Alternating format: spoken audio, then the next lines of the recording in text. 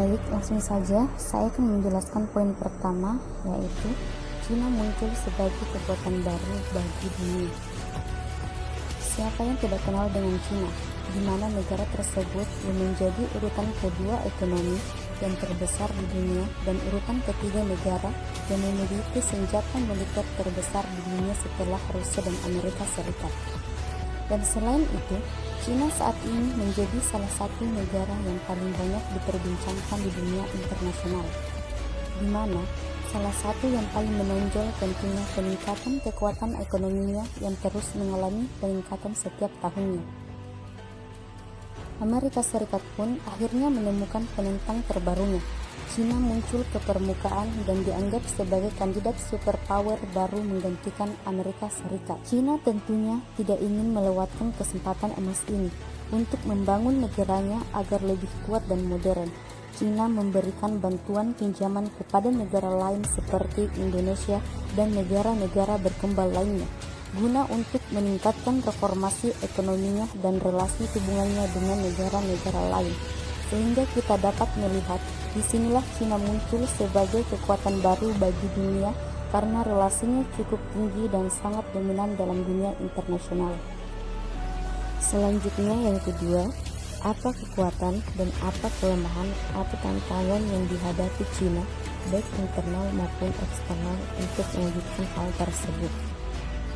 Hal internalnya, di mana ia memberikan atau membuka lapangan pekerjaan bagi masyarakat sehingga untuk meminimalisir pengangguran. Di sisi lain, Cina tidak mau untuk melakukan utang piutang, tetapi Cina lebih memberikan bantuan utang. Sedangkan di dalam eksternalnya sendiri, di mana Cina membangun relasi dengan negara-negara lain dengan memberikan bantuan hutang yang dilakukan oleh Cina terhadap negara-negara lain ketika mereka tidak mampu membayar utang, maka dominasi dan kekuasaan akan diambil oleh Cina. Dan sebaliknya, setiap ada kekuatan pasti ada kelemahan dalam satu negara tersebut, di mana penghasilan domestik Cina masih di bawah rata-rata dan konteks pembangunan Cina masih di bawah rata-rata juga belum stabil. Disebabkan karena pendapatan per kapitanya itu masih $300 per tahunnya. Dan Cina dalam pemerataan pembangunannya belum stabil saat ini. Kita bisa melihat di bagian barat didominasi oleh masyarakat mayoritas yang penduduk miskin, sedangkan di bagian selatan didominasi oleh masyarakat yang pendapat per kapitanya di atas rata-rata. Terbukti bahwa konteks yang dilakukan oleh Cina memberikan kelemahannya juga di dalam domestiknya, tetapi Cina mampu menyembunyikannya, dan hal yang dilakukan oleh Cina untuk menyembunyikan masalah domestiknya atau dalam negaranya itu ialah dengan memberikan bantuan pinjaman utang kepada negara lain. Dia lebih fokus kepada konteks ekonomi politik, tetapi dalam negara sendiri belum stabil. Selanjutnya yang ketiga, apakah strategi Cina saat ini untuk membangun ekonomi dan militernya sudah tepat atau justru menghancurkan Cina nantinya?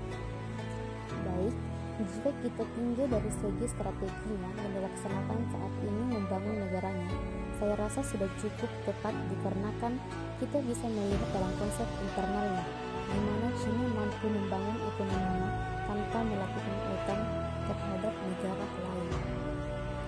Sehingga strategi ini cukup untuk menghindari meningkatnya utang atau adanya utang oleh Cina dengan negara-negara lain. Karena ketika Cina mempunyai utang dengan negara lain, otomatis Cina akan dibawa kendali oleh negara lain tersebut. Sehingga itulah yang dihindari Cina.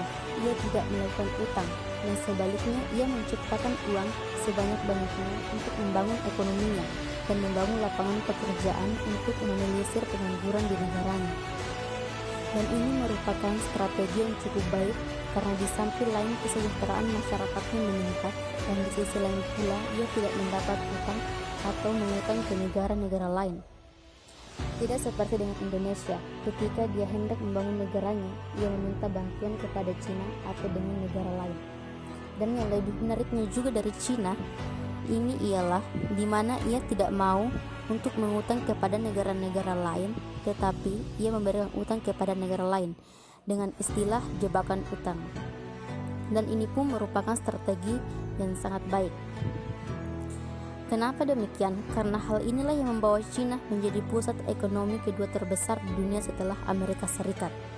Dan jika kita melihat dari perkembangannya sekarang, bisa jadi nantinya dominasi Cina akan lebih di atas ketimbang Amerika Serikat nantinya. Karena Cina melakukan dalam kerjasamanya, dalam relasinya, Cina melakukan pendekatan soft power atau pendekatan persuasif tanpa kekuatan.